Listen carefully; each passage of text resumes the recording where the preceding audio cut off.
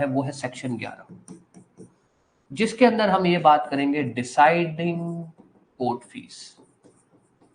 एक बार इसके बारे में बता देता हूं। हम ये पढ़ेंगे भी कौन कोर्ट फीस डिसाइड करेगा, कब डिसाइड करेगा। कब मतलब एक स्टेज है कि उससे पहले ही कोर्ट को डिसाइड करनी होती है। क्या जो कोर्ट फीस का डिसीजन है उसका रिव्यू हो सकता है या नहीं हो सकता। उसके अलावा अगर मान लो मैं कोर्ट में गया तो मैंने बताया भाई साहब मेरे सूट की कीमत इतनी है। कोर्ट फीस का प्रक्रिया एक बेसिक सी प्रक्रिया बता देता हूँ। हालांकि ये एक बेसिक बात बता रहा हूँ, ऐसा नहीं है हर जगह यही फॉलो होता है, नॉर्मल स्टैंडर्ड की बात कर रहा हूँ। मैं कोर्ट में आपके खिलाफ केस फाइल करता हूँ। Let's take an example. Property का डिस्प्यूट है। प्रॉपर्टी की कीमत कितनी है जी? सर प्रॉपर्टी की वैल्यूएशन है ₹5000। अब ये कहां से आई? ये कहां से आई? मैं जब केस फाइल करूंगा ना तब मैं प्लेंट लिखता हूं। प्लेंट मतलब सिविल सूट के अंदर जो एप्लीकेशन डाली जाती है ना कि साहब मेरी ये बातें हैं, केस के फैक्ट जिसमें लिखे जाते हैं, साहब ये हुआ, ऐसे हुआ, फलाना हुआ, ढिमकाना हुआ, मेरे साथ क्या क्या हुआ और मुझे क्या क्या रिलीफ चाहिए, दैट इज प्लेंट।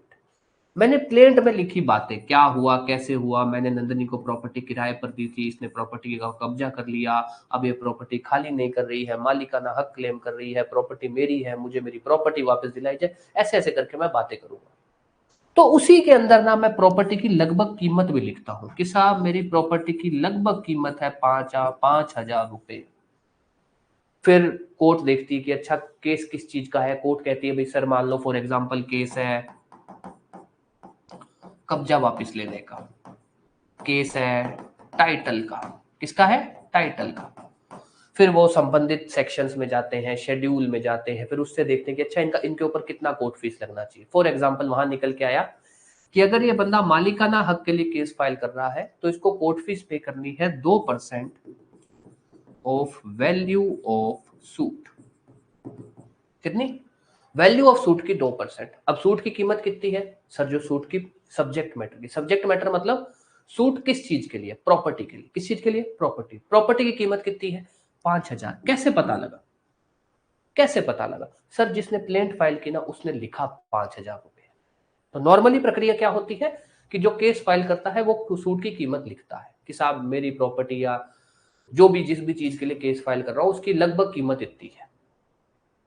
तो जो कीमत होती है उसी के बेस पे, जिसको हम बोलते हैं वैल्यू ऑफ सूट या value of subject matter of suit. अब इसमें कई चीजें आती हैं। एक तो ये होता है भाई नॉर्मल है कि ठीक है भाई वैल्यू था, वैल्यू के बेस पे कोर्ट फीस डिसाइड हुई और कोर्ट ने ऑर्डर कर दिया कि भैया इतनी इतनी कोर्ट फीस बनती है, तुम इतनी इतनी कोर्ट फीस पे करो, बात खत्म हो गई। पर इसमें और कई बातें निकलती हैं। नंदिनी ने सपोज नंदिनी ने ऑब्जेक्शन डाल दिए कोर्ट में कि कीमत इतनी नहीं बनती, कीमत ज्यादा बनती है। गौरव ने कोर्ट फीस कम पे करने के लिए कीमत कम बताई है। फायदा क्या होगा? केस डिसमिस हो सकता है। केस डिसमिस हो सकता है, रिजेक्ट हो सकता है। तो यहां पर क्या है? ऑब्जेक्शन सामने वाली पार्टी ने अपने, वो भी पढ़ेंगे भाई अगर सामने वाली पार्टी ऑब्जेक्शन डालती है तो उसमें क्या होगा, कैसे होगा, सामने वाली पार्टी कब तक ऑब्जेक्शन डाल सकती है, कोर्ट उस बात को कब तक सुनेगा या कब सुनता है। तो ऐसी ऐसी अपने आज बातें पढ़ेंगे। ठीक है, तो अब आते हैं अपने टॉपिक पे। सेक्शन 11 मैंने आपको इसलिए बोला क्योंकि सेक्शन 11 आपका सबसे इंपॉर्टेंट टॉपिक रहेगा, फिर अपने बाकी देखेंगे। तो अब आ जाइए टॉपिक पे। तो सबसे पहले अपने जो टॉपिक पढ़ेंगे, एक सेक्शन 10 से अपने चालू करते हैं आज का। सेक्शन 10 सिंपल सी बात बोलता है कि भाई कोर्ट फीस जो होती है ना, कोर्ट फीस केस जो सूट होता है उसके सब्जेक्ट मैटर पे डिपेंड होती है। कोर्ट फीस किस पे डिपेंड होती है? वैल्यू ऑफ सूट, जिसको हम क्या बोलते हैं? Value of subject matter of suit. Subject matter मतलब कि साहब जो केस के अंदर जिस भी चीज का विवाद है, कोई प्रॉपर्टी का विवाद है, जिस भी चीज का विवाद है, तो जो भी केस फाइल करता है वो उसकी लगभग कीमत बता देता है ताकि कोर्ट उसके बेस पे कोर्ट फीस डिसाइड कर सके। तो नॉर्मली हम क्या बोलते हैं कि court fees value of suit पे डिपेंड होती है, जिसको हम बोल सकते हैं value of subject matter. Subject case के अंदर जो सब्जेक्ट मैटर है या मामला जो जो संबंधित चीज है, जो ऑब्जेक्ट है, उसकी क्या कीमत है। ठीक है, सेक्शन 10 कहता है कि भैया ये जो value of subject matter of suit है ना, ये डिसाइड होती है on the basis of plaint. On the basis of plaint. But अगर प्लेंट में जो भी केस फाइल कर रहा है, जो प्लेंटिफ है, अगर उसने प्लेंट में सब्जेक्ट मैटर या सूट की वैल्यूएशन नहीं लिखी है, तब डिसाइड होगी on the basis of statement along with plaint. अब ध्यान देना ये क्या है, हम सीपीसी पढ़ेंगे। सीपीसी में हम ये बात बोलेंगे कि भैया प्लेंटिफ को ये कहा जाता है कि वो जब भी केस फाइल करे, प्लेंटिफ मतलब जो केस फाइल करता है, वादी, ठीक है, वादी को ये कहा जाता है कि हम जब भी केस, आप जब भी केस फाइल करोगे, आप प्लेंट डालोगे, वाद पत्र जिसको बोल सकते हो, आप जब प्लेंट डालोगे तो आप उसके अंदर के सूट, जो आपका जो केस है ना, उसकी प्रॉपर्टी या जो भी जिस भी चीज को लेकर है उसकी कीमत लिखोगे, लगभग कीमत लिखोगे आप। प्लेंट में ये जरूरी है लिखना। पर कोर्ट फीस एक्ट कहता है कोई बात नहीं यार, वैसे तो प्लेंट में लिखना जरूरी है कि सब्जेक्ट मैटर क्या है, पर अगर उसने प्लेंट में नहीं भी लिखा ना, कोई बात नहीं, प्लेंट के साथ साथ वो एक स्टेटमेंट दायर करते हैं। प्लेंट वाला कागज हो गया, उसी के पीछे एक स्टेटमेंट लिख दे, या उसी के साथ साथ पीछे एक कागज और लगा दे जिसमें वो लिख दे कि जो ये केस है उस केस की लगभग कीमत कितनी है, सूट की वैल्यू कितनी है। तो सेक्शन 10 सिर्फ इतनी सी बात बोलता है आपका कि भैया कोर्ट फीस किस पर डिपेंड होती है, केस के सब्जेक्ट मैटर की वैल्यू के ऊपर। वैल्यू सब्जेक्ट मैटर का कहां से निकाला जाता है, प्लेंट से। कैसे निकाला जाता है, प्लेंट से। जनरल कहानी ये है। बट अगर प्लेंट में भी नहीं है तो कोई बात नहीं, प्लेंट के अलावा आप स्टेटमेंट लिख सकते हो प्लेंट के साथ, आपके लिए इंपॉर्टेंट नॉट इंपॉर्टेंट। आपसे हो सकता है सिर्फ इतना पूछ लिया जाए कि भैया जो कोर्ट फीस है वो किस पे डिपेंड होती है, वैल्यू ऑफ सूट बोल दो या subject matter of suit. Court fees जो है, जो वैल्यू है, वो कहां पे दिखाई बताई जाती है, वो प्लेंट में बताई जाती है।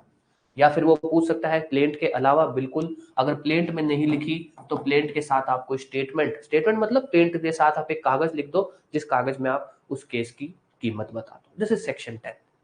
कोर्ट फीस किस चीज पे डिपेंड होती है, सब्जेक्ट मैटर ऑफ सूट पे। सब्जेक्ट मैटर की वैल्यू कहां बताई जाती है, प्लेंट के अंदर बताई जाती है, बात खत्म। कोई भी डाउट कुछ भी इसके अंदर, बहुत सिंपल सा है, बट अगर आपसे पूछा जाएगा तो हो सकता है ऐसा कुछ पूछ लिया जाए। यस, कोई भी डाउट, फिर अपने आगे चलते हैं जो बहुत इंपॉर्टेंट सेक्शन है अपना, सेक्शन 11।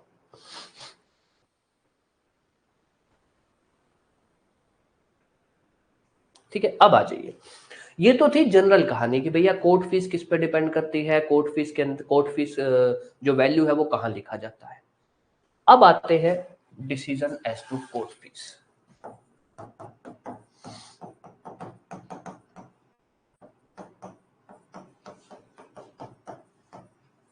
सेक्शन 11, ध्यान देना। मैंने केस फाइल किया, मैंने अपने हिसाब से कोई भी कीमत बता दी और कोर्ट फीस पे कर दी, ऐसा नहीं है वो फाइनल हो गया। कोर्ट फिर चेक करेगी कि यार इसने जो कीमत बताई है क्या वो सही कीमत है, इसने जो कोर्ट फीस पे की है वो सही पे की है कि नहीं। भाई दो चीजें हो सकती है, एक तो हो सकता है मैंने कीमत ही गलत बताई हो, कम बताई हो, ताकि मेरे को कम कोर्ट फीस पे करनी हो। दूसरा, मैंने कीमत तो सही बताई पर उस केस के अंदर कोर्ट फीस बनती थी एग्जाम्पल 100 रुपए, मैंने भर दी 50 रुपए। कोई भी कैलकुलेशन मिस्टेक बोल दो, या फिर मेरा जो वकील है, मैं तो क्या, मेरा जो वकील है वो कानून को सही से नहीं पढ़ पाया, या उसने कोई गलती हो गई, कोई कोई कोई पर्टिकुलर सेक्शन लगाना था उसकी जगह कोई और सेक्शन उसने लगा दिया, और उसके बेस पे कोर्ट फीस। तो दो चीजें हो सकती है, एक कीमत ही कम, दूसरा कीमत तो सही है, कोर्ट फीस आपने गलत कैलकुलेट कर ली। तो सेक्शन 11 बोलता है कि भैया ठीक है, सेक्शन 10 ये बोलता है कि कोर्ट फीस केस के सब्जेक्ट, केस की वैल्यू पे डिपेंड होता है। पार्टी ने तो अपने हिसाब से वैल्यू डिसाइड करके, वैल्यू लगा के कोर्ट फीस पे कर दी, वो फाइनल नहीं है, उसके ऊपर कोर्ट डिसीजन लेगी। डिसीजन कौन लेगी, कोर्ट।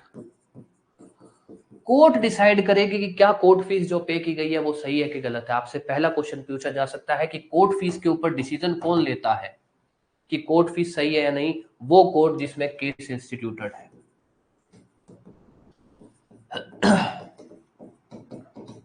जिसके अंदर केस फाइल होता है, केस बोल दो, एप्लीकेशन, कुछ भी जो जिस कोर्ट में आ रहा है वो डिसाइड करेगी। अब आते हैं सबसे पहला बात, कब डिसाइड करेगी, कब तक डिसाइड करना है, before accepting plaint. Before accepting plaint. Court के पास जब कागज आता है ना, प्लेंट आती है, अपने सीपीसी में पढ़ेंगे, जब प्लेंट आती है ना तो कोर्ट ये चेक करती है कि प्लेंट एक्सेप्ट होनी चाहिए या रिजेक्ट होनी चाहिए। तो अगर आप एक्सेप्ट कर रहे हो, उस एक्सेप्टेंस से पहले आप ये ऑर्डर पास करोगे कि अगर कोर्ट फीस सही है या नहीं। आप एक्सेप्ट करने से पहले क्या चेक करोगे? Court fees. तो सबसे पहला स्टेप कोर्ट क्या करती है कि किसी भी प्लेंट को एप्लीकेशन बोल दो, उसको एक्सेप्ट करने से पहले ये चेक करती है कि कोर्ट फीस सही है या नहीं। चलो जी, कब होगा?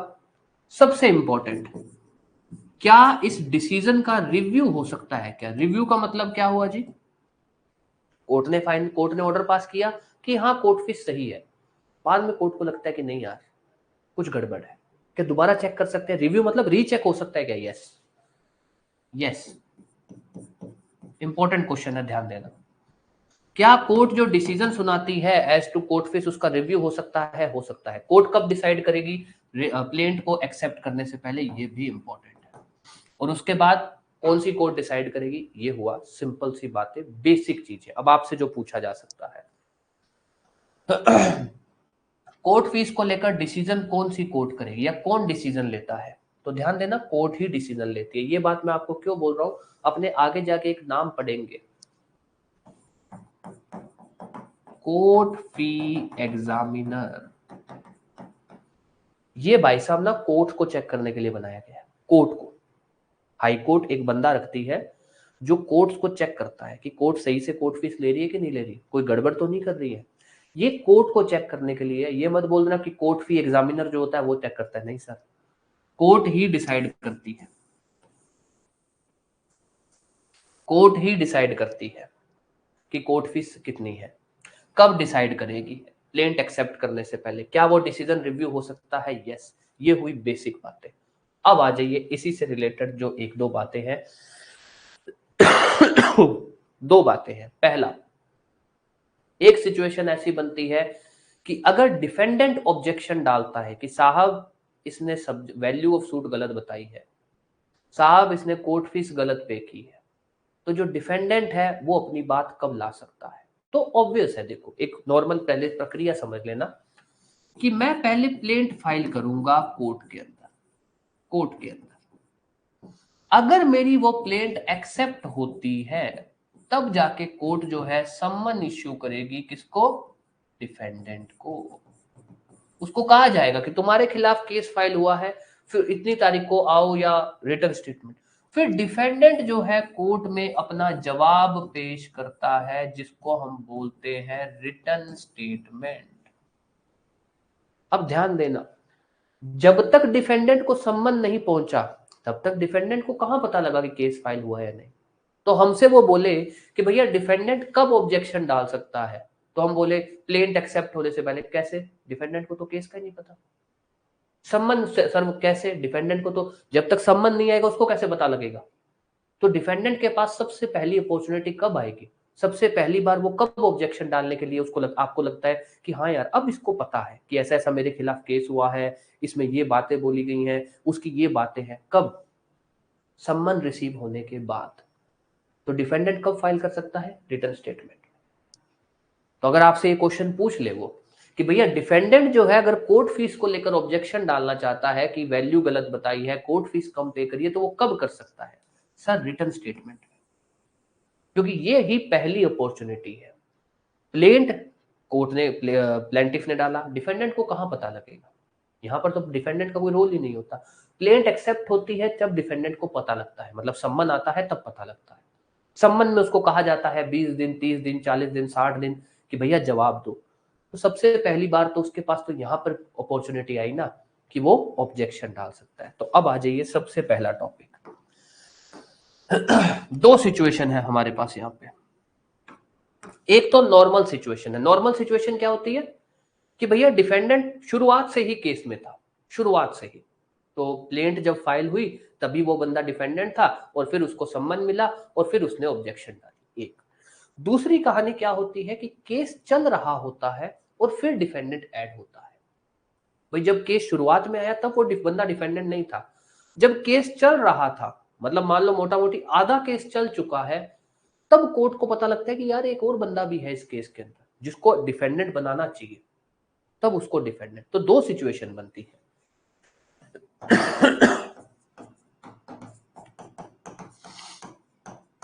ऑब्जेक्शन बाय डिफेंडेंट, डिफेंडेंट को लेकर दो सिचुएशन बनती है। एक जो स्टार्टिंग से डिफेंडेंट है, जो स्टार्टिंग से डिफेंडेंट है। दूसरा जो चलते केस में, चलते केस में आप कोई भी स्टेज उठा लेना, आपको जो अच्छी लगे कि भाई फैसला आने से थोड़ा पहले कोई भी स्टेज उठा लेना, चलते केस में ये भाई साहब डिफेंडेंट बनते हैं। अब हमको क्या पढ़ना है कि डिफेंडेंट कब ऑब्जेक्शन डाल सकता है। तो हमारे पास तो दो तरह के डिफेंडेंट हुए। एक वो बंदा कि भैया जो केस के अंदर शुरू से है, तो इसको तो बोला गया कि भैया ऐसा है, तुम अपनी रिटन स्टेटमेंट में ऑब्जेक्शन डाल सकते हो। आपकी जो रिटन स्टेटमेंट है उसमें आप ऑब्जेक्शन डाल सकते हो कि साहब इसने गलत कोर्ट फीस पे की है। और कोर्ट को कहा गया कि आप कब सुनोगे, कोर्ट इस ऑब्जेक्शन को हियर करेगी या डिसाइड करेगी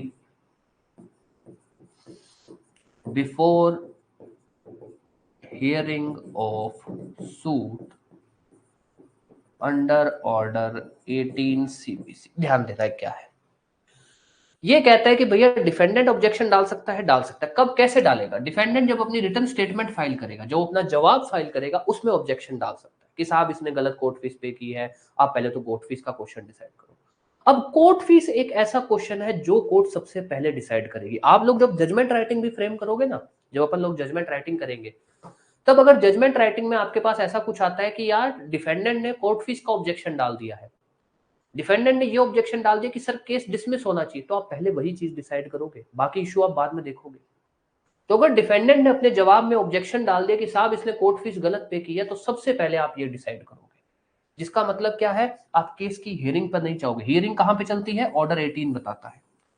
हियरिंग से पहले मतलब केस के साथ नहीं चलोगे, फिर सबसे पहले आप ये क्वेश्चन डिसाइड करोगे कि कोर्ट फीस सही है या नहीं है। एक बात। अब आ जाइए यहां पर, डिफेंडेंट कब डाल सकता है? यहां भी यही है कि भैया आप अपनी रिटन स्टेटमेंट में ऑब्जेक्शन डाल सकते हो, जो आप जवाब फाइल कर रहे हो आप उसमें अपना ऑब्जेक्शन डाल सकते हो। पर यहां ध्यान देना, अब यहां पर तो केस की हियरिंग चालू हो चुकी है भाई, हियरिंग मतलब पहला स्टेज, यहां पर तो हियरिंग चालू हो चुकी है, हियरिंग का तो कोई मुद्दा ही नहीं रहा। तो यहां पर क्या बोला गया है कि कोर्ट डिसाइड करेगी before taking evidence against defendant. अब ध्यान देना, कोई भी डाउट कुछ भी रहे तो बता देना। पहली चीज कि भाई एक मिनट, पहली चीज कि भाई डिसीजन कौन लेता है कोर्ट फीस के ऊपर? डिसीजन लेता है वो कोर्ट जिसमें केस फाइल हुआ है। कब होगा? प्लेंट को एक्सेप्ट करने से पहले। उसके बाद क्या उस चीज पर रिव्यू हो सकता है? रिव्यू हो सकता है। अब आ जाइए, डिफेंडेंट द्वारा ऑब्जेक्शन, ऑब्जेक्शन बोल दो या फिर डिफेंडेंट ये बोल सकता है कि सर कोर्ट फीस कम ज्यादा, कुछ कैसे भी बोल दो, सिंपल भाषा में अपने ऑब्जेक्शन बोल देते हैं कि भाई ऑब्जेक्शन डाल सकता है, डिफेंडेंट डाल सकता है। तो अब इसमें डिफेंडेंट दो तरह के होते हैं। एक तो वो बंदा जो शुरू से ही केस के अंदर चल रहा है, एक वो बंदा होता है जो शुरू में केस में नहीं था, वो बाद में डिफेंडेंट बनता है। तो सबसे पहली बात तो डिफेंडेंट कब ऑब्जेक्शन डाल सकता है, तो उसको लेकर तो ध्यान रख लेना कि अपनी रिटन स्टेटमेंट के अंदर डिफेंडेंट ऑब्जेक्शन डाल सकता है। हमारे लिए ये इंपॉर्टेंट बात नहीं है कि कब डालेगा, तो वो तो ठीक है भैया, जब अपना आप जवाब पेश करोगे आप उसमें, पर ये चीज ध्यान दे देना कि भाई कि जो कोर्ट कब डिसाइड करेगी। तो ध्यान देना, अगर स्टार्टिंग वाला केस है तो हियरिंग से पहले। और अगर आपसे वो ये क्वेश्चन पूछ लेना, मतलब वो ऐसा कुछ ना बोले, वो नॉर्मल बोल दे कि भैया कोर्ट फीस को लेकर डिफेंडेंट ने ऑब्जेक्शन डाला है, कोर्ट ये कब डिसाइड करेगी? हियरिंग से पहले। तब नॉर्मल सिचुएशन लेना। बट अगर वो ये बोलता है कि भैया किसी बंदे को डिफेंडेंट के तौर पर ऐड किया गया है इन सूट के दौरान, ऐड किया गया सूट के दौरान, तब कोर्ट वो क्वेश्चन कब डिसाइड करेगी? Before taking evidence against defendant, उस जो नया डिफेंडेंट ऐड किया जा रहा है ना, उसके खिलाफ एविडेंस लेने से पहले। तो यहां पर हियरिंग से पहले, यहां पर एविडेंस से पहले। कोई भी डाउट इस बात को लेकर, आपसे जो क्वेश्चन पूछा जाएगा ध्यान दे देना यहां से पूछा जाएगा, यहां से क्वेश्चन पूछे जाने के बहुत कम चांसेस है। अभी तक कोई भी डाउट?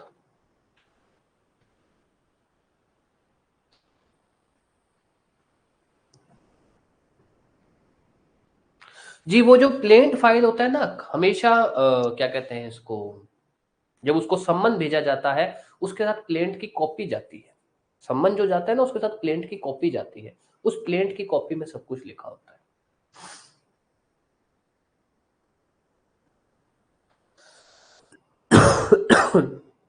प्लेन्ड की कॉपी में सूट की वैल्यूएशन लिखी जाती है। तो जो सम्मन, हटा दिया गया अपने ने, जो सम्मन कोर्ट भेजती है ना, प्लेंट आता है फिर सम्मन भेजती है डिफेंडेंट को, उसके साथ कॉपी जाती है प्लेंट की, जो प्लेंटिफ ने फाइल की होती है।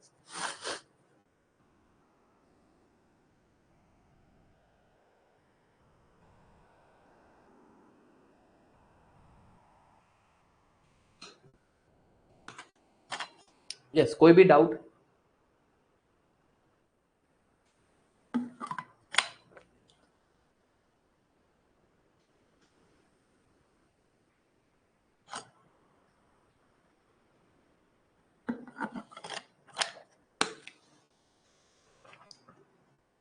ठीक है, अब आ जाओ, कुछ एक जनरल बातें हैं, जो बातें बेसिकली आपको पता हो, मतलब उसको बेसिक कंसेप्ट को समझ लेना, आपसे वो कैसे भी पूछे आप आंसर कर दोगे।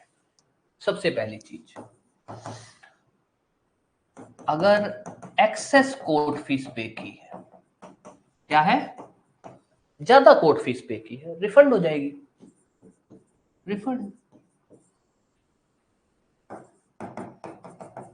अगर लेस कोर्ट फीस पे की है, कम कोर्ट फीस पे की, क्या कंसेप्ट चलेगा भाई, कोर्ट जो है वो ऑर्डर करेगी या बोल सकते हो नोटिस इश्यू करेगी, जिसके अंदर टाइम देगी, एक फिक्स टाइम देगी टू पे कोर्ट फी, जो भी बची हुई कोर्ट फीस है वो पे करिए। ठीक है, अगर उस टाइम के अंदर आपने नहीं पे किया, उस टाइम के अंदर आपने नहीं पे किया, तो जो आपका, या तो बोल दो प्लेंट रिजेक्ट हो जाएगी, या आप बोल दो सूट डिसमिस हो जाएगा, एक ही बात है। अब ध्यान देना, क्या कहानी है ये मोटा मोटी ऐसी सी कहानी है कि भैया अगर बंदे ने ज्यादा कोर्ट फीस पे की है तो उसको रिफंड हो जाएगी, जो हालांकि बात हमारे यहां नहीं उठती है, पर अपने आगे जाके ऐसी बातें पढ़ेंगे। तो अब इस टॉपिक को अपने अपने वाले टॉपिक से रिलेट करते हैं। डिफेंडेंट ने ऑब्जेक्शन डाला कि साहब इसने कम कोर्ट फीस पे की है, कोर्ट उस पर जांच करेगी। हम जांच को लेकर भी बातें पढ़ेंगे, सेक्शन 18 सेक्शन 19 जांच इंक्वायरी को बात करेगी। कोर्ट ने जांच किया, जांच करने के बाद कोर्ट को लगा कि हाँ यार इसने कम कोर्ट फीस पे की है, कोर्ट क्या करेगी, उसको ऑर्डर इशू करेगी, जिसके अंदर उसको टाइम देगी। ऐसा नहीं कि डायरेक्ट ना, टाइम देगी कि भैया तुमको 10 दिन 15 दिन 20 दिन इतना समय दिया जाता है, जो बची हुई कोर्ट फीस है वो पे कर दो, तुमने कम कोर्ट फीस पे की है। अब अगर वो कम कोर्ट फीस, जो बची हुई कोर्ट फीस है उसको नहीं पे करता है, तो क्या होगा, या तो ये बोल दो कि उसकी प्लेंट रिजेक्ट हो जाएगी, या बोल दो सूट डिसमिस हो जाएगा। अब आपसे जो क्वेश्चन पूछा जाता है कि जो प्लेंटिफ है अगर वो कोर्ट फीस को पे नहीं करता है, जो भी कम डेफिशिट कोर्ट फीस बोल दिया, कम जो कोर्ट फीस थी उसको पे नहीं करता है विद इन टाइम, तो क्या होगा, चाहे तो ये ऑप्शन हो चाहे ये ऑप्शन हो, दोनों ही सही है कि प्लेंट रिजेक्ट हो जाएगी और सूट डिसमिस हो जाए। ये एक टॉपिक है। अब एक क्वेश्चन है आपसे, आप लोग बताना।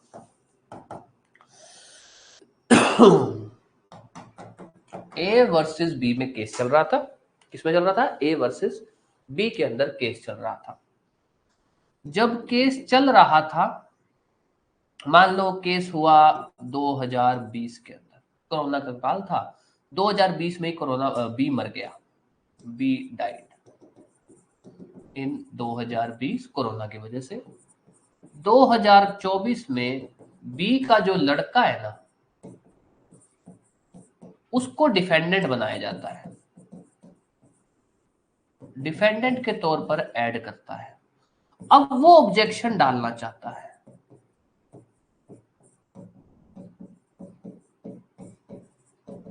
वो ऑब्जेक्शन डालना चाहता है कि साहब कम कोर्ट फीस पे करिए। ध्यान देना 2020 में बी डिफेंडेंट था, केस चल रहा था, 2020 में वो मर गया, केस चल रहा था, ठीक है। फॉर एग्जांपल बी ने अपनी रिटर्न स्टेटमेंट फाइल कर चुका था, ठीक है, और इश्यूज फ्रेम हो चुके थे,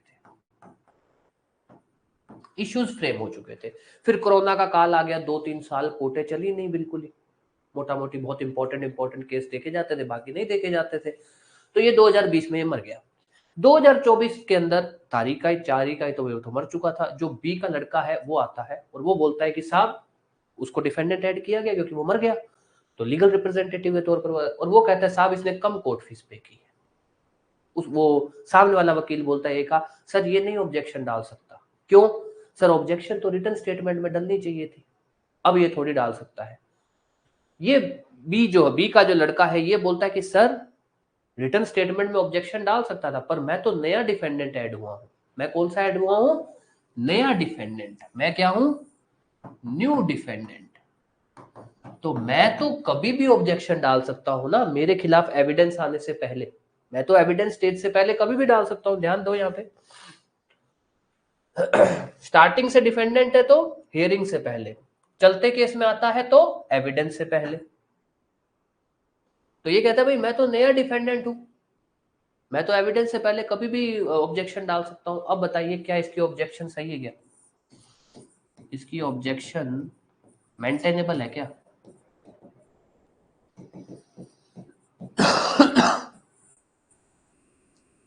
मेंटेनेबल है क्या?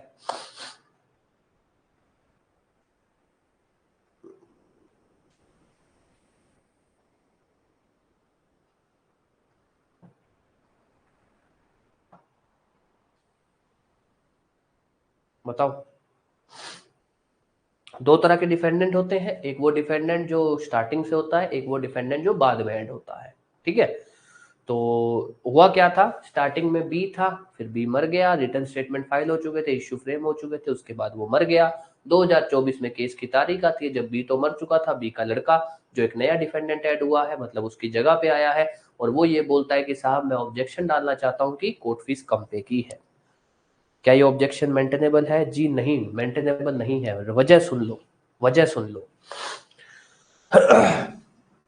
जो हम बोलते हैं ना न्यू डिफेंडेंट, इधर बताता हूँ, हटा दूंगा बाद में, ठीक है, इधर ध्यान देना। जो हम बोलते हैं ना कि भैया ये न्यू डिफेंडेंट है, इसको अपने क्या बोल सकते हैं? New defendant. न्यू डिफेंडेंट का मतलब क्या हुआ कि भैया ये केस की शुरुआत में था ही नहीं। केस की शुरुआत में ना होने का मतलब ये कहीं से भी नहीं था, किसके बाप दादा कुछ भी नहीं थे, इसका केस से शुरुआत से कोई कनेक्शन ही नहीं था, उसको हम बोलते हैं न्यू डिफेंडेंट। इसको देखो, इसका केस में शुरुआत से कनेक्शन था। ये जो बंदा है ना बी का लड़का, ये इसका था, क्यों? इसकी जगह इसका बाप केस लड़ रहा था, ये तो अपने बाप की जगह आ रहा है। तो ध्यान देना हाँ ध्यान देना, वेरी गुड, ध्यान देना।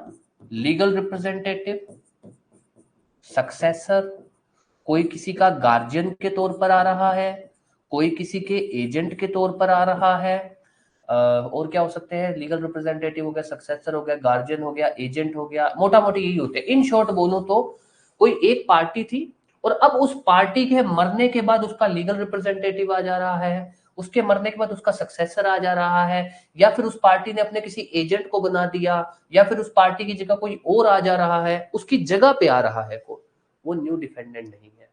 न्यू डिफेंडेंट का मतलब होता है जिसका केस से शुरू में कोई लेना देना नहीं था, उसका नामो निशानी नहीं था, उसका, उसके बाप का, दादा का, उसका किसी भी तरह से वो कनेक्टेड नहीं था, बाद में वो उसका कनेक्शन बनता है, that is new defendant, that is new defendant. कोई भी डाउट, कुछ भी?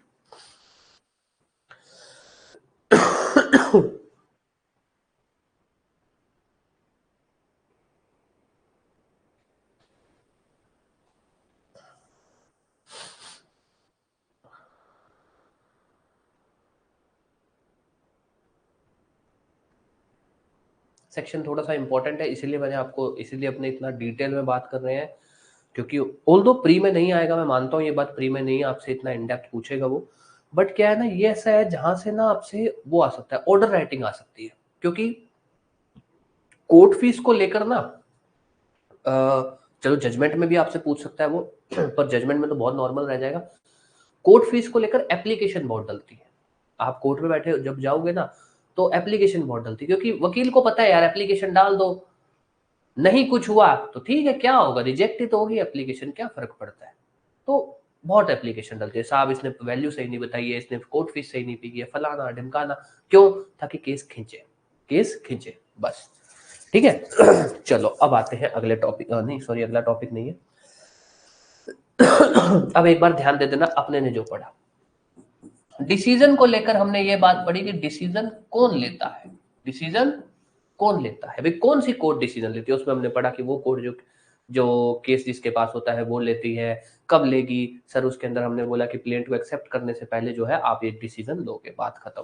फिर उसमें हमने पढ़ा ऑब्जेक्शन, कि क्या डिफेंडेंट ऑब्जेक्शन डाल सकता है, हाँ डाल सकता है, कब ऑब्जेक्शन कर सकता है, फिर उसके बाद ऑब्जेक्शन का अगर रिजल्ट आता है तो उसमें क्या होगा। ठीक है, ऑब्जेक्शन का जो रिजल्ट आता है, अगर मान लो ये रिजल्ट आता है कि हाँ भैया तुमने कम कोर्ट फीस पे की है, तब क्या होगा। ये तो मोटा मोटी कहानियां एक साथ हो गई। अब आ जाओ कोर्ट ऑफ अपील। क्या है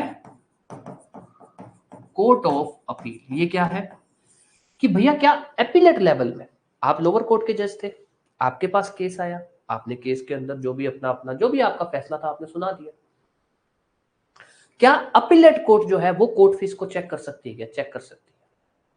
अपीलेट कोर्ट खुद से या पार्टी की एप्लीकेशन पे भी चेक कर सकती है कि भैया जो पुरानी कोर्ट, मतलब जो लोअर कोर्ट है या सबॉर्डिनेट कोर्ट बोल दो, जहां से ये केस मेरे पास आ रहा है, वहां पर कोर्ट फीस सही पे की गई थी क्या इस केस के अंदर, तो वो भी चेक कर सकते हैं।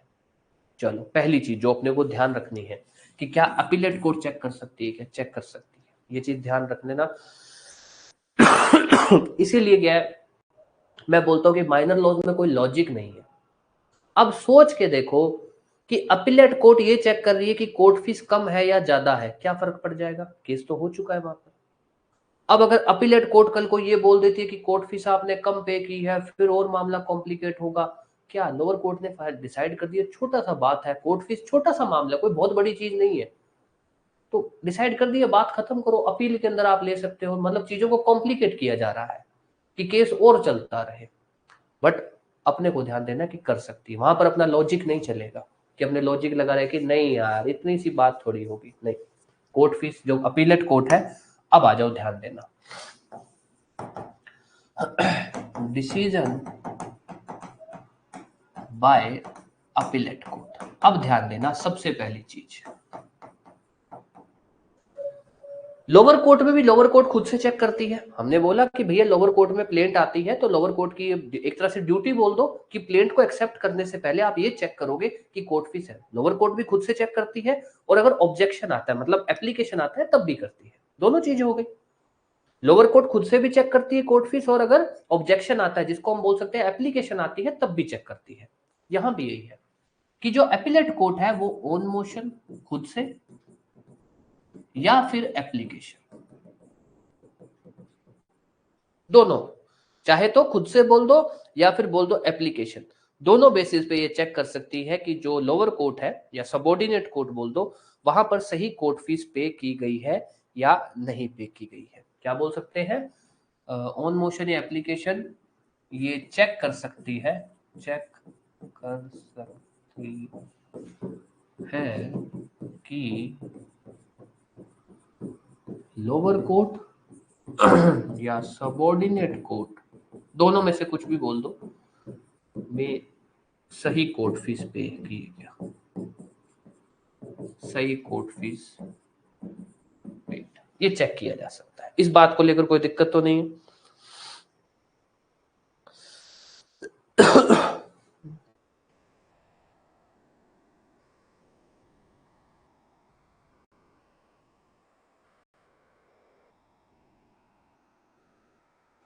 ठीक है, अब आ जाओ ध्यान देना, पहला पॉइंट तो ये अच्छे से ध्यान दे देना। अब ध्यान देना, अगर अपीलेट कोर्ट को लगता है कि भैया आपने कम कोर्ट फीस पे की है, कम कोर्ट फीस पेड, यहां क्या है, एक्सेस, ज्यादा पे की है, तो एक्सेस के केस में तो क्या होगा, रिफंड हो जाएगा। जो बेसिक कंसेप्ट चलता है कि आपको मामला, आपको जो ज्यादा आपने कोर्ट फीस पे की, जितनी ज्यादा है वो रिफंड हो जाएगी। इस पे ध्यान देना। अगर कम कोर्ट फीस पे की है अगर कम कोर्ट फीस पे की है, इसके अंदर कंसेप्ट समझना कि भाई मैं किस लिए गया था, अपील में किस लिए जाता हूं। If appeal on ground that relief rejected, मैं क्या जा रहा हूं, जो भी अपील में जा रहा है वो क्या कह रहा है कि सर लोअर कोर्ट ने मुझे वो चीज नहीं दी, आप मुझे वो चीज दो। मैंने कहा कि प्रॉपर्टी मेरी है, लोअर कोर्ट ने कहा प्रॉपर्टी मेरी नहीं है, आप मुझे वो चीज दो। दैट मीन्स मुझे वो रिलीफ अभी तक मिला नहीं है। तो अगर जो भी बंदा अपील में जा रहा है वो किस ग्राउंड पे जा रहा है कि भैया उसको लोअर कोर्ट ने कुछ रिलीफ नहीं दिया, उसके फेवर में डिसीजन नहीं है, हमें क्या बोल सकता हूं, decision not in favour of appellate. एक तो ये ग्राउंड बनेगा, एक तो ये ग्राउंड बनेगा कि भैया जो अपील में जा रहा है उसके पास कुछ नहीं है, लोअर कोर्ट ने उसको कुछ नहीं दिया, वो तो अपील में आई इसीलिए रहा है कि साहब लोअर कोर्ट ने तो कुछ दिया नहीं, आप दो मेरे को रिलीफ। दूसरा क्या है, if relief by lower court, उसको दी गई थी रिलीफ, जो भी बंदा अपील में जा रहा है ना उसको रिलीफ दी गई है, वो फिर भी अपील में जा रहा है कुछ एक्सेस चीजों के लिए या कुछ और एक्स्ट्रा चीजों के लिए, या हम बोल सकते हैं decree in favour of appellate, उसी की फेवर में डिक्री है, वो फिर भी अपील में गया, अपील में मान लो कुछ और दो चार और बातें लेने गया है, तो क्योंकि लोअर कोर्ट ने उसको दिया नहीं था और वो भी अब कोर्ट में क्या आता है, कुछ चीज एक तरह से रिलीफ मांगने आता है, यहां उसकी अपील डिसमिस कर दी जाएगी, उसको समय दिया जाएगा, समय दिया जाएगा, ऐसा नहीं डायरेक्ट डिसमिस नहीं, कम कोर्ट फीस पे की है उसको समय दिया जाएगा, अगर उसने उस समय पे नहीं किया फिर कोर्ट देखेगी इसका ये है कोर्ट, ये जो आ रहा है, तो पता लगेगा कि साहब लोअर कोर्ट ने भी इसको कोई रिलीफ नहीं दिया, ये अपील में आ रहा है इसलिए कि मुझे रिलीफ दो, तो कोर्ट बोलेगी इसने कोर्ट फीस नहीं पे की, हाँ साहब गड़बड़ की है, अपील डिसमिस कर दो, जो कोर्ट फीस ढंग से नहीं पे कर रहा अपील डिसमिस कर दो, ठीक है। दूसरी कहानी, अपील वाली कोर्ट देखती है कौन है ये, कहता है साहब लोअर कोर्ट में इसका केस चल रहा था, लोअर कोर्ट में फैसला इसके हक में आया, पर ये फैसले में एक दो चीजें और चाहता है, चलो ठीक है, इसके पास रिलीफ है, मतलब लोअर कोर्ट ने इसको कुछ ना कुछ दिया है, हाँ साहब दिया है, ठीक है, अब ये अपने पास आता है, ठीक है, कोर्ट फीस कम पे की है, हाँ साहब कोर्ट फीस और बनती है, तो यहां हुआ क्या, इसके फेवर में डिक्री है पहले से, इसको कोई ना कोई रिलीफ दिया गया है और इसने कम कोर्ट फीस पे की है, अब डिक्री तो रिवर्स हो नहीं सकती कि कोर्ट बोल दे डिक्री को मत दो, इसको जो फैसला, इसको जो रिलीफ दिया था वो इससे वापस ले लो, ऐसा तो किया नहीं जा सकता। तो यहां पर क्या होगा, जो कोर्ट फीस है वो रिकवर की जाएगी, वो क्या की जाएगी, रिकवर की जाएगी, ये पॉइंट ध्यान देना। अब ध्यान देना एक बार, आपका टॉपिक यहाँ पे ये खत्म हो रहा है। अगर अपीलेट कोर्ट के अंदर ये एप्लीकेशन आती है तो अपीलेट कोर्ट जो है ना वो कोर्ट फीस को लेकर भी चेक कर सकती है कि लोअर कोर्ट में जो कोर्ट फीस पे की गई थी वो कम थी या ज्यादा थी। तो ध्यान देना, अपीलेट कोर्ट खुद से भी चेक कर सकती है और अपीलेट कोर्ट एप्लीकेशन पे भी चेक कर सकती है, अपीलेट कोर्ट की इच्छा है, सेम लोअर कोर्ट में भी है ये। तो अगर अपीलेट कोर्ट चेक करती है तो दो में से एक डिसीजन आएंगे, या तो वो इस डिसीजन पे आएगी कि भैया हाँ तुमने कम कोर्ट फीस पे की है, या इस डिसीजन पे आएगी कि नहीं तुमने कोर्ट फीस ज्यादा पे की है, दोनों में से कोई एक डिसीजन होगा, कम या ज्यादा। तीसरा भी होता है कि हाँ सही है, पर वो तो बात ही खत्म हो गई, ठीक है, उसमें कुछ होगा नहीं। अगर ज्यादा पे की है तो उसको रिफंड कर दिया जाएगा, कम है तो उसमें दो बातें बनती हैं, क्या कि भाई एक तो फीस, कोर्ट फीस कम पे की है, ऊपर से इसको पहले वाली कोर्ट लोअर कोर्ट ने कोई रिलीफ दिया है क्या, ना साहब, तो फिर अपने भी क्यों रिलीफ दे, मामला खत्म, डिसमिस कर दो अपील इसकी, ठीक है। बट अगर इसको लोअर कोर्ट ने कोई रिलीफ दे रखी है, कोई डिक्री या ऑर्डर इसके फेवर में है और फिर ये अपील में आ रहा है, तब अपीलेट कोर्ट उस डिक्री या ऑर्डर को तो सेट असाइड नहीं कर सकती, ये कह नहीं सकती कि डिक्री ऑर्डर एग्जीक्यूट ही नहीं होगा, ये तो कहा नहीं जा सकता। तो वहां पर क्या होगा, इससे कोर्ट फीस रिकवर की जाएगी। बहुत इंपॉर्टेंट चीज है कि कोर्ट फीस रिकवर कब हो रही है, देख लेना कि कोर्ट फीस सिर्फ तभी रिकवर हो रही है जब फैसला, ध्यान देना कि जब क्या हो रहा है, फैसला मेरे फेवर में है और मैंने कम कोर्ट फीस पे की है, तब फैसला कभी भी रुकेगा नहीं, मुझसे कोर्ट फीस रिकवर की जा सकती है। हाँ, फैसला मेरे फेवर में नहीं है, तब मैंने कम कोर्ट फीस पे की है, तब क्या होगा, मेरा केस डिसमिस हो जाएगा, मैं अपील नहीं फाइल कर सकता, ये सब चीजें होंगी। तो एक बार ध्यान दे देना, कोई भी डाउट आपका कुछ भी रहे। यहां से अपने सेक्शन 11 खत्म करेंगे। सेक्शन 11 में 3-4 बातें बोली गई हैं। पहला, decision as to court fees. पहला डिसीजन, सिंपल सी बातें हैं कि भैया कोर्ट फीस को लेकर डिसीजन वो कोर्ट लेगी जिस कोर्ट में केस फाइल हुआ है। ठीक है। ठीक है, अब आती है दूसरी बात कि वो कोर्ट डिसीजन कब लेगी। कोर्ट डिसीजन लेगी प्लेंट को एक्सेप्ट करने से पहले। एक्सेप्ट करने से पहले ये डिसीजन कोर्ट खुद से ले सकती है या फिर एप्लीकेशन पे। तो सिंपल सा ध्यान रख लेना कि कोर्ट खुद से भी ले सकती है और एप्लीकेशन पे भी ले सकती है, दोनों चीजें होती हैं। एप्लीकेशन को अपने क्या बोलते हैं, ऑब्जेक्शन बाय डिफेंडेंट। क्या जो कोर्ट का जो फैसला है, जो भी कोर्ट का फैसला आता है कोर्ट फीस को लेकर, ऑर्डर जो भी आता है, क्या उसका रिव्यू हो सकता है, हो सकता है। अब आ जाइए दूसरा पॉइंट। दूसरा पॉइंट क्या है, डिफेंडेंट द्वारा ऑब्जेक्शन। यहां पर हम क्या पढ़ेंगे, यहां हम ये पढ़ेंगे कि भाई डिफेंडेंट ऑब्जेक्शन कब डाल सकता है, कोर्ट उसके बारे में कब सुनेगी या कब डिसीजन देगी। तो ध्यान देना, डिफेंडेंट चाहे नया डिफेंडेंट है चाहे ओरिजिनल डिफेंडेंट, मतलब केस की स्टार्टिंग से है, अपनी रिटन स्टेटमेंट में वो ऑब्जेक्शन डाल सकते हैं अपने जवाब में। कब सुनेगी, ओरिजिनल डिफेंडेंट के केस में है हियरिंग से पहले, नए डिफेंडेंट के केस में क्या है, उसके खिलाफ एविडेंस लेने से पहले। इसमें भी क्या होगा, अगर कोर्ट ये डिसाइड करती है कि कम कोर्ट फीस पे किया है तो उसको बोला जाएगा कि भैया टाइम दिया जाएगा कि जो बचा हुआ कोर्ट फीस है पे करो, नहीं पे करते उतने टाइम में तो आपकी प्लेंट रिजेक्ट हो जाएगी या फिर सूट डिसमिस हो जाएगा, ज्यादा है तो रिफंड हो जाएगा। उसके बाद ये हो गया रिजल्ट। उसके बाद तीसरा इंपॉर्टेंट है अपील को लेकर। क्या अपीलेट कोर्ट भी कोर्ट फीस को लेकर डिसाइड कर सकती है, यस, कि लोअर कोर्ट में, सबऑर्डिनेट कोर्ट में जो केस में कोर्ट फीस पे की गई है वो ज्यादा या कम है, डिसाइड कर सकती है। यहां भी वही बात, खुद से, एप्लीकेशन पे। ठीक है, एप्लीकेशन किसी भी पार्टी का, बस यहां भी वही है कि अगर एप्लीकेशन आती है तो क्या, या खुद से भी, तो दो ही डिसीजन बनेंगे, कम ज्यादा। अगर ज्यादा कोर्ट फीस पे किया है तो रिफंड हो जाएगा। कम के अंदर दो बातें हैं जो ध्यान दे देना कि भैया अगर इस बंदे ने कम कोर्ट फीस पे किया है तो अगर जो बंदा अपील में आ रहा है उसको कोई रिलीफ नहीं मिला गया है, या हम ये बोल दें कि भैया उसको कुछ भी रिलीफ नहीं है, नो रिलीफ, लोअर कोर्ट से उसको कुछ रिलीफ नहीं मिला है, तो वहां पर सिंपल कहानी है, अपील डिसमिस हो जाएगी। पर अगर लोअर कोर्ट ने उसको कोई रिलीफ दिया हुआ है, जो अपील में आ रहा है उसको कोई रिलीफ या उसके फेवर में कोई डिक्री या ऑर्डर है, तब कोर्ट फीस रिकवर की जाएगी। ये ध्यान रख लेना, ये मत बोल देना कि डिक्री या ऑर्डर सेट असाइड हो जाएगा, एग्जीक्यूट नहीं किया जाएगा, ऐसा कुछ भी नहीं है। कोई भी डाउट कुछ भी किसी भी तरह का।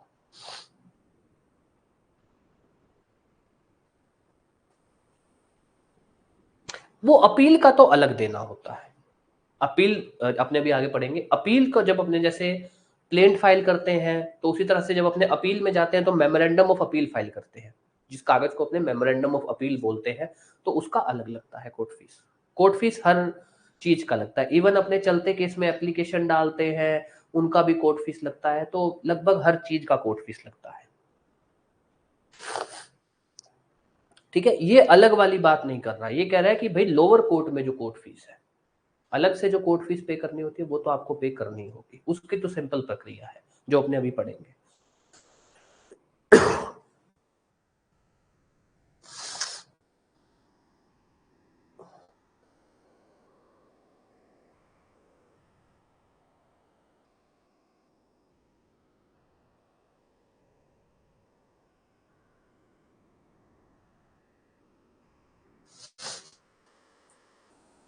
ये सेक्शन 11 है, ये तो अपने ने सारा सेक्शन 11 ही पढ़ा है। अभी अपने पढ़ेंगे जो अपील वाली बात है, ये सारा सेक्शन 11 है। ठीक है, बहुत इंपॉर्टेंट टॉपिक है ये, मतलब सेक्शन है, सारा का सारा है ये सेक्शन 11।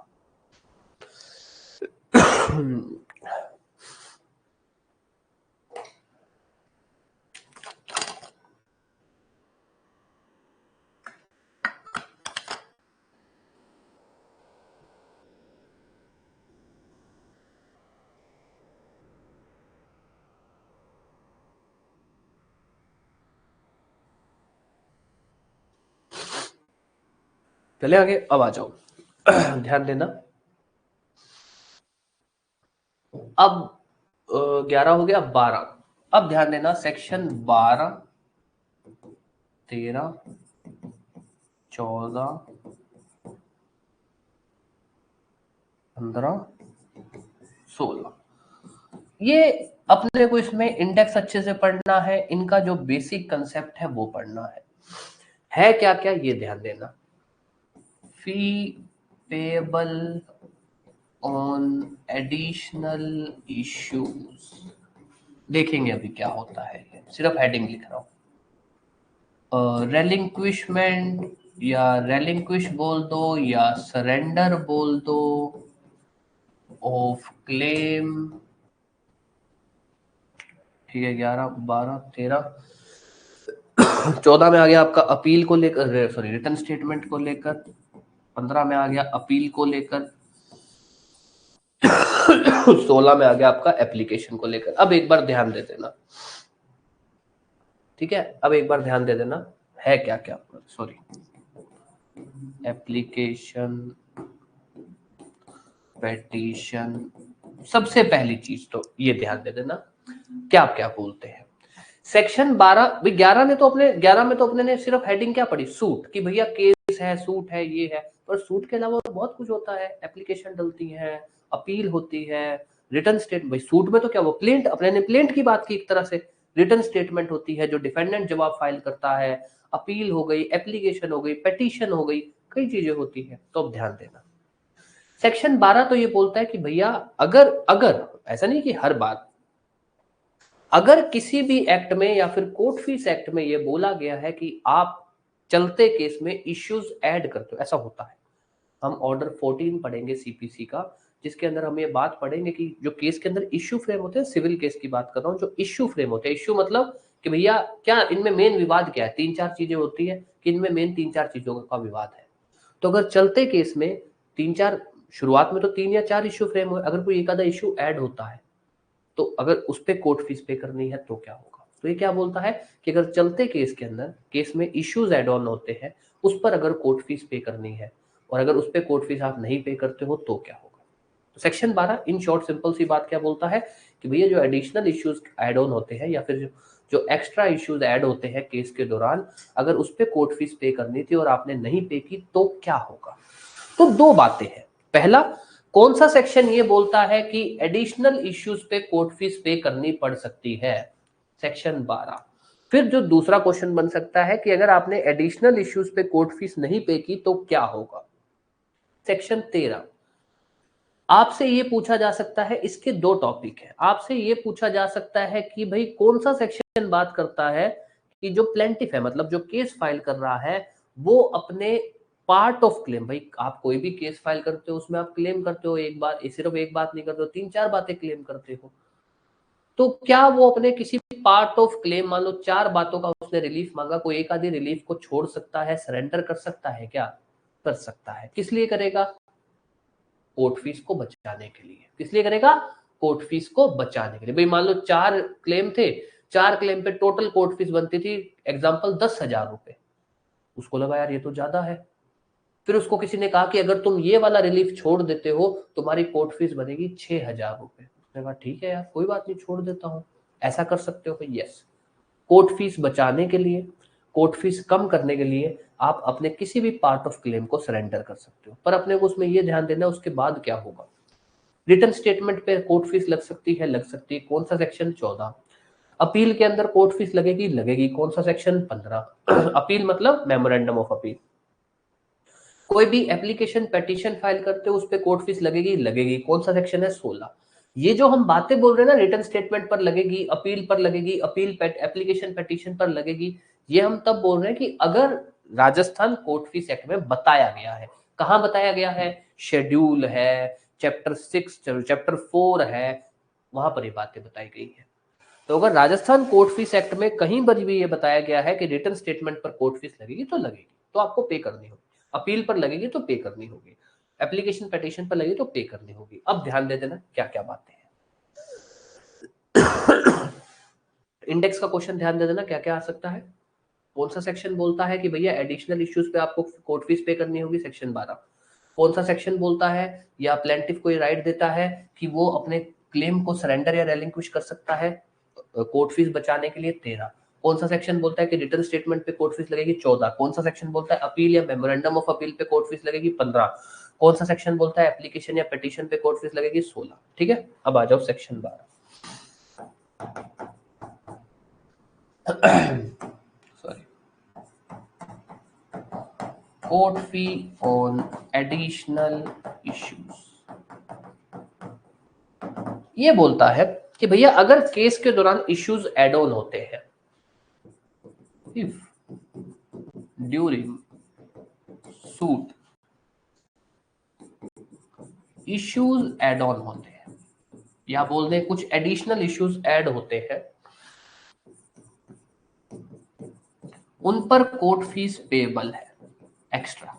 एज पर लॉ ये कहा गया है कि इन पर आपको अलग से कोर्ट फीस पे करनी होगी, तो आपको कोर्ट फीस पे करनी होगी। Court fee must be paid. अब ध्यान देना, अगर आपने कोर्ट फीस नहीं पे की तो क्या होगा? नॉर्मली हम क्या बोलते हैं कि अगर कोर्ट फीस नहीं पे की तो क्या होगा? हम बोलते हैं कोर्ट फीस नहीं पे करोगे तो आपका केस डिसमिस हो जाएगा, आपकी प्लेंट रिजेक्ट हो जाएगी। यहां कैसे रिजेक्ट करोगे? एडिशनल इश्यूज है, प्लेंट एक्सेप्ट होने के बाद केस चल रहा है। एडिशनल इश्यूज प्लेंट एक्सेप्ट होने के बाद आ रहे हैं एडिशनल इश्यूज, अब कैसे रिजेक्ट कर दोगे? प्लेंट तो आप एक्सेप्ट कर चुके हो, रिजेक्ट कर ही नहीं सकते। अब आप एक बार एक्सेप्ट कर चुके हो ना, अब कहां से रिजेक्ट कर लोगे? केस चल चुका है अब तो। यहां पर बोला गया है कि इश्यूज जो है वो स्ट्राइक आउट कर दिए जाएंगे। स्ट्राइक आउट मतलब कोर्ट उन इश्यूज को फिर लेगी ही नहीं। प्लेंट नहीं रिजेक्ट होगा, ध्यान दे देना। क्यों नहीं होगा? क्योंकि प्लेंट एक्सेप्ट हो चुका है, अब नहीं रिजेक्ट होगा। तो यहाँ क्या है, अगर कोर्ट जो है एडिशनल इश्यूज के ऊपर, सॉरी, केस के दौरान अगर एडिशनल इश्यूज आते हैं या फिर और इश्यूज एड ऑन होते हैं, जिसका सिंपल सी बात बोलूं, भाई प्लेंट एक्सेप्ट हुआ, इश्यूज फ्रेम हुए, फिर उसके बाद केस चल रहा था, चलते केस में कोर्ट को लगता है कि यार ये एक तो इनका एक और मुद्दा उठ गया है, एक और मुद्दा है जो डिसाइड करना जरूरी है, तो इश्यूज ऐड होते हैं। ऑर्डर 14 सीपीसी के बारे में बात करता है। कौन सा बात करता है? Addition of issues, addition striking out दोनों के बारे में बात करता है। तो यहां पर क्या होगा? Issue strike out. क्या क्वेश्चन पूछा जाएगा आपसे? कौन सा सेक्शन जो है ये बोलता है कि एडिशनल इश्यूज पे कोर्ट फीस पे करनी होगी? 12। अगर एडिशनल इश्यूज पे कोर्ट फीस नहीं पे की तो क्या होगा? इश्यू स्ट्राइक आउट होंगे। ये मत बोल देना प्लेंट रिजेक्ट होगा। ये सेक्शन 12 में इतना ही है। अब आ जाइए सेक्शन 13।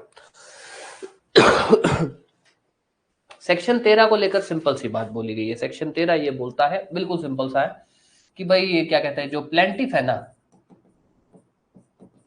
वो चाहे तो रेलिंक्विश कर सकता है या बोल दीजिए सरेंडर कर सकता है अपने क्लेम को, अपने क्लेम को, to pay less court fees, to adjust court fees paid. ये क्या कंसेप्ट है? ये कहता है भाई देखो, वो ऐसा होता है कि जनरली तो न्यू इश्यूज के ऊपर कभी भी कोर्ट फीस बहुत कम लगती है, बट अगर न्यू इश्यूज पे कोर्ट फीस ज्यादातर केसेस में तब लगती है अगर वो न्यू इश्यू अपने आप में ही कोई केस है, अपने आप में ही कोई एक काइंड ऑफ सूट बनता है, तब फिर आपको उस पर कोर्ट फीस लगेगी। जैसे फॉर एग्जाम्पल इश्यू तो चल रहा था, भाई एग्जाम्पल लेते हैं, भाई इश्यू चल रहा था सिर्फ प्रॉपर्टी के कब्जे को लेकर, पोजेशन को लेकर, केस तो सॉरी इश्यू क्या, केस चल रहा था कब्जे को लेकर, और उसी में इश्यू आ जाता है कि भैया मालिक कौन है। अब मालिक वाला तो इश्यू बाद में ऐड हुआ, ये अपने आप में एक अलग केस है, तब इस इश्यू पे आपको कोर्ट फीस हो सकता है अलग से पे करनी पड़े।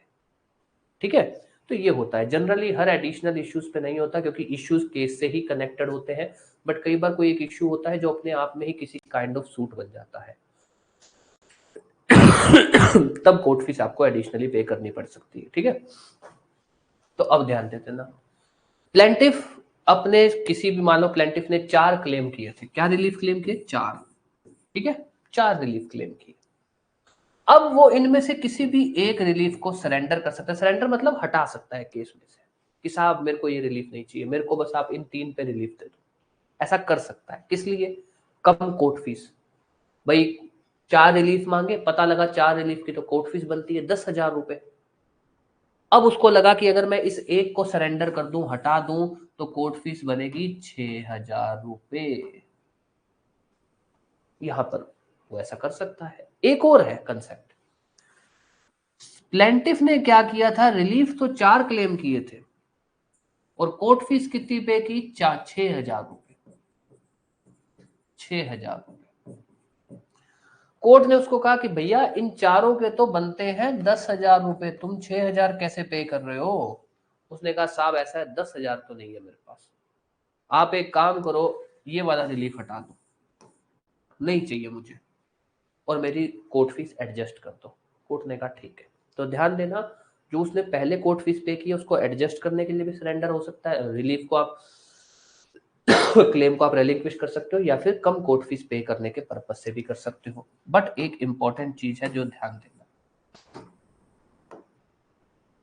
अगर उसने कभी भी रेलिंक्विश किया है अपना क्लेम, उस क्लेम को वो लेटर कैन नॉट लीड, उसको लेकर बाद में वो कभी भी कोई भी केस नहीं फाइल कर सकता। तो अगर उसने किसी चीज को रेलिंक्विश कर दिया, सेक्शन 13 की बात कर रहा हूं, अगर रेलिंक्विश कर दिया, फिर वो उस चीज को लेकर बाद में कभी भी नहीं आ सकता उस केस में, अलग केस में, किसी भी कंडीशन में। This is section 13। ठीक है, अब ध्यान दे देना। अब छोटी मोटी इंडेक्स है। 14 बात करता है कि फीस जो है रिटर्न स्टेटमेंट पर भी पे करनी होती है। 15 बात करता है कि जो कोर्ट फीस है, कोर्ट फीस जो है वो अपील पर, मेमोरेंडम ऑफ अपील पर, क्या नाम है आपका, ये क्रॉस ऑब्जेक्शन पर। क्रॉस ऑब्जेक्शन अपने ने पिछली क्लास में पढ़ा था, ठीक है, ध्यान दे देना। ठीक है, appeal, memorandum of appeal, cross objection, इन सब पर पे करनी हो सकती है। और सेक्शन 16 बात करता है कि कोर्ट फीस जो है वो एप्लीकेशन, पेटिशन, इन पर भी पे करनी हो सकती है। तो आपसे जो क्वेश्चन पूछा जाएगा, भैया कौन सा सेक्शन बोलता है कि cross objection, appeal, memorandum of appeal पर भी क्रॉस कोर्ट फीस लग सकती है? 15। कौन सा सेक्शन बोलता है कि एप्लीकेशन, पेटिशन पर कोर्ट फीस लग सकती है? 16। कौन सा सेक्शन बोलता है रिटर्न स्टेटमेंट पर कोर्ट फीस लग सकती है? 14। ठीक है, इसमें ध्यान दे देना। कौन सा सेक्शन बोलता है कि प्लेंटिफ अपने क्लेम को सरेंडर कर सकता है? सेक्शन 13। अगर प्लेंटिफ अपने क्लेम को सरेंडर करता है तो क्या दोबारा प्लीड कर सकता है? नहीं। सेक्शन 12, कौन सा सेक्शन बोलता है कि एडिशनल इश्यूज पे कोर्ट फीस लग सकती है? सेक्शन 12। अगर एडिशनल इश्यूज पे कोर्ट फीस नहीं पे की तो इश्यूज का क्या होगा? इश्यूज को स्ट्राइक आउट कर दिया जाएगा। This is section 12। तो 11 इंपॉर्टेंट है, 12 से लेकर 16 का सिर्फ इंडेक्स इंपॉर्टेंट है। इंडेक्स अच्छे से पढ़ लेना और उसका बेसिक कंसेप्ट पढ़ लेना। कोई भी डाउट अभी तक कुछ भी, फिर अपने एक टॉपिक छोटा सा और करेंगे।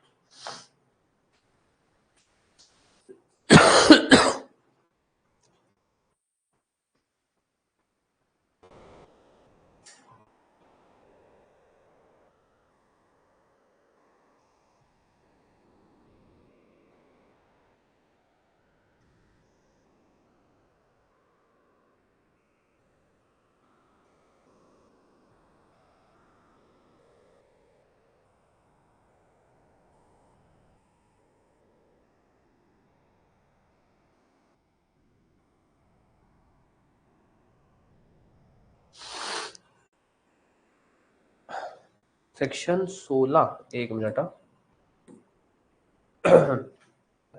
सॉरी, 16।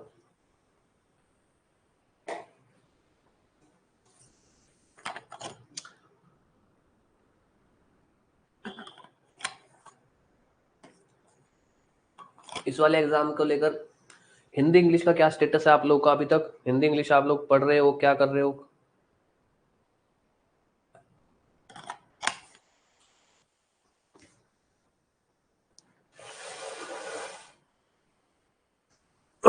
हिंदी इंग्लिश को कैसे पढ़ रहे हो? अभी तक पढ़ रहे हो कि नहीं पढ़ रहे हो?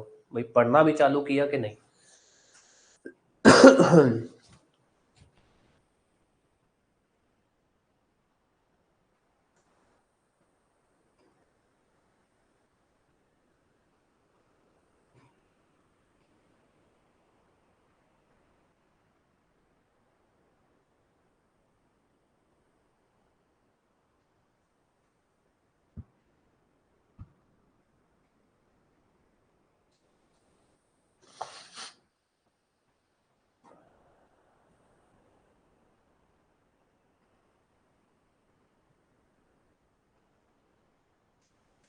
अभी एक टॉपिक बाकी है, कोर्ट फीस एग्जामिनर पढ़ेंगे अपने, छोटा सा टॉपिक है।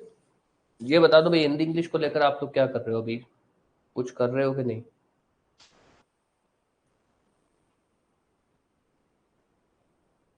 कोई दिक्कत नहीं है, कोई दिक्कत नहीं है, नहीं भी किया तो कोई इतनी बड़ी बात नहीं है। अगर आप अभी अपना सारा टाइम लॉ को दे रहे हो और मतलब अच्छा खासा टाइम, ऐसा नहीं है कि भाई हिंदी इंग्लिश नहीं कर रहे हो तो उस टाइम में कुछ कर भी नहीं रहे हो, ऐसा नहीं कि भाई अपना सारा टाइम लॉ को दे रहे हो, लॉ को अच्छे से कर रहे हो तो कोई बड़ी बात नहीं है, कर लोगे, बाद में भी कर सकते हो, ऐसा कुछ नहीं है, अपनी अपनी स्ट्रेटेजी होती है।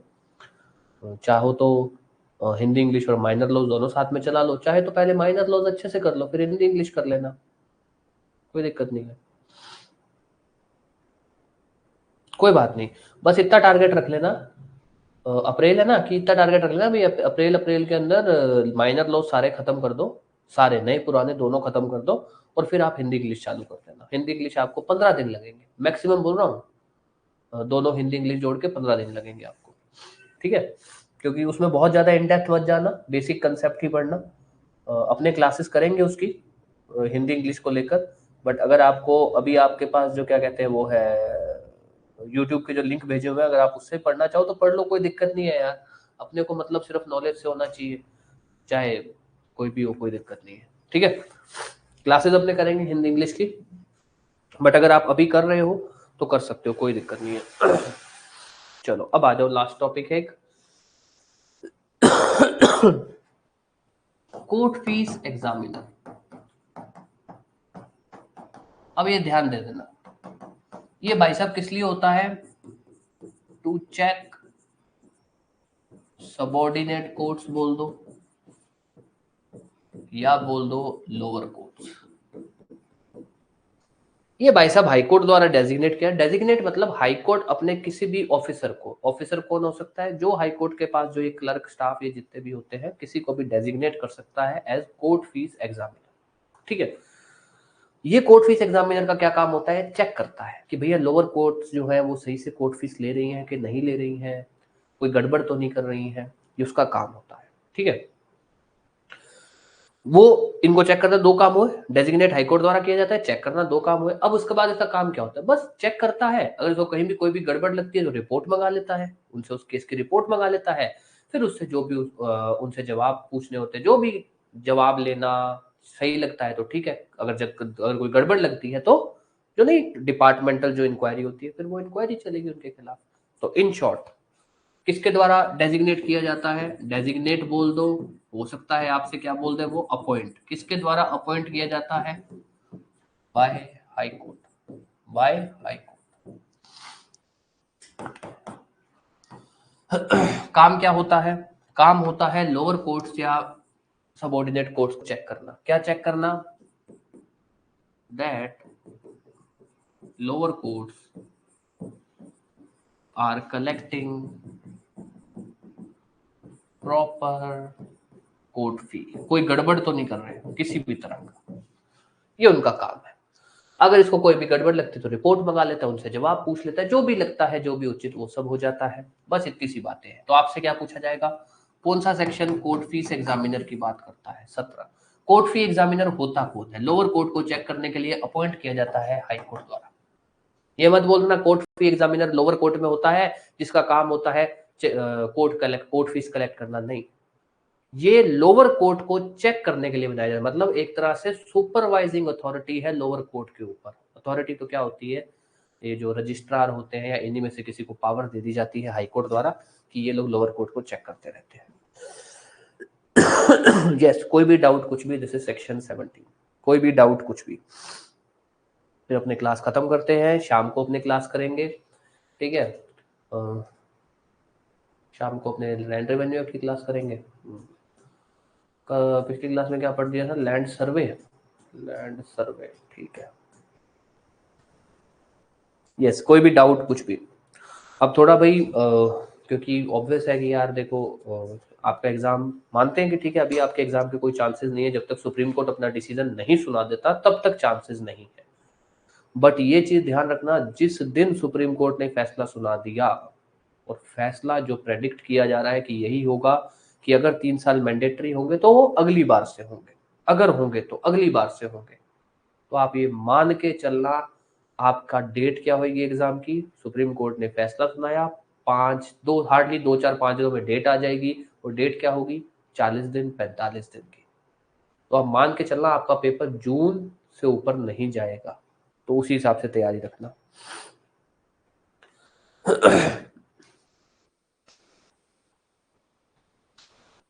यस, कोई भी डाउट, कुछ भी।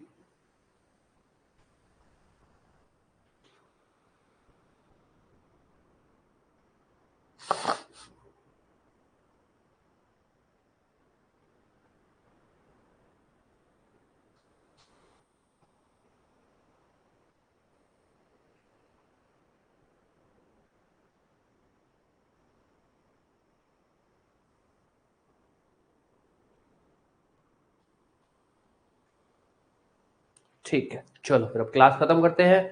Thank you.